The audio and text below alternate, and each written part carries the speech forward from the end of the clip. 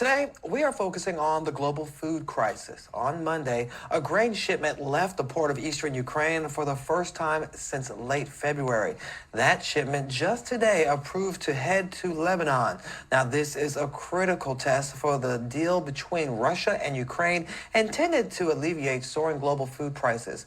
Now, this distribution to grain exports is hitting many regions particularly hard.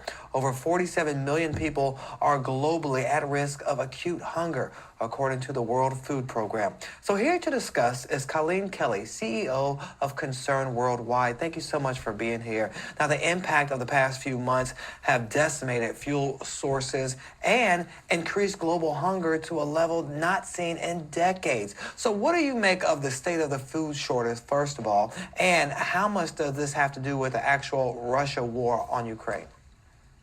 Well, as everyone knows, for the last 4 years, the Horn of Africa has been in a severe drought, the worst one maybe of all time, and definitely since 1981.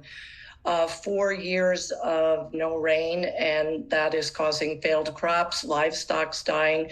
So before any of this even happened with Ukraine, it was already a dire situation. So knowing that Africa gets about 40% of its wheat from Ukraine and Russia, and Somalia, for example, gets 100% of its wheat from there, it's just making a very, very horrible situation even worse. And is exporting more grain the solution, do you think? Well, the problem is, Ukraine was normally shipping out about 6 million tons of grain a month, and right now it's at about 200,000 tons. So the problem is, even if they got back to a normal supply chain of getting the wheat out of the country, it would still take a year to get back to normal, or possibly longer.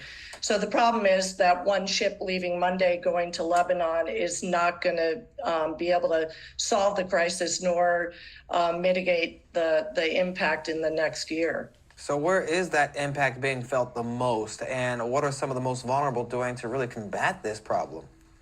Well, the worst is in the Horn of Africa, just because of this combination of the drought, all of the climate implications, plus throw the Ukraine crisis on top of it. It's really causing this hunger crisis of, 18.6 million people in danger of starving to death. And actually, there is a number coming out right now that a person is dying every 48 seconds. And unfortunately, most of those are children. With the livestock dying, the prices of food, when 60% or more of your income goes directly to food, any kind of increase in price, it impacts it massively. So the hunger crisis, again, which was already happening and bad, is just only going to get worse because of the Ukraine crisis. And it seems like we're not hearing enough about this problem, which is why I'm happy we're doing this story. Why aren't we hearing more about this issue, and what can people at home do to help? Well, I think, because of the war in Ukraine, that's been a lot of the focus. And of course, what's happening there is a huge event in and of itself. The drought, I think, has been while it's been happening for years, it's escalating. And I think now the word hopefully is starting to get out.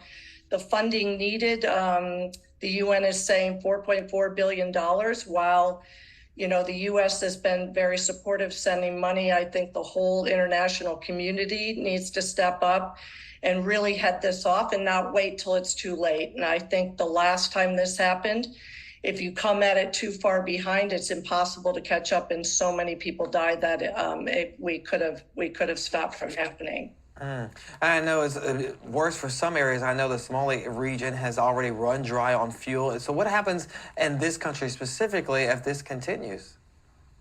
Well, like I said, 100% of the wheat for Somalia comes from those countries.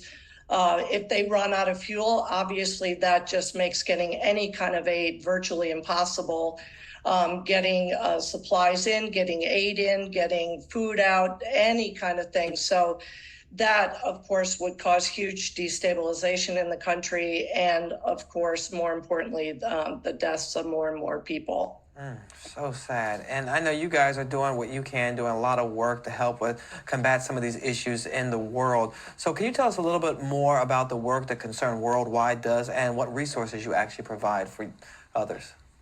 Sure. We are in all of these countries that are being affected right now.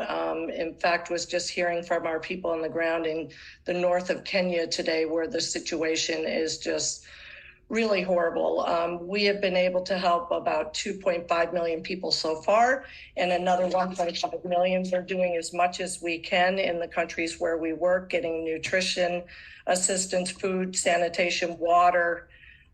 Just the drought causing huge water problems both for people and for livestock, and of course all of this livestock dying affects everything from milk production and kind of the income of a lot of the people who live there. People having to travel 18 miles just to get water, and of course that puts stress on families, migration, and people moving into other areas where there's maybe a fight for resources, which causes another knock-on effect of people migrating to find food and water. Wow. Well, we pray you guys can continue doing the important work that you're doing to help so many around the world. Colleen Kelly, CEO of Concern Worldwide. Thank you so much.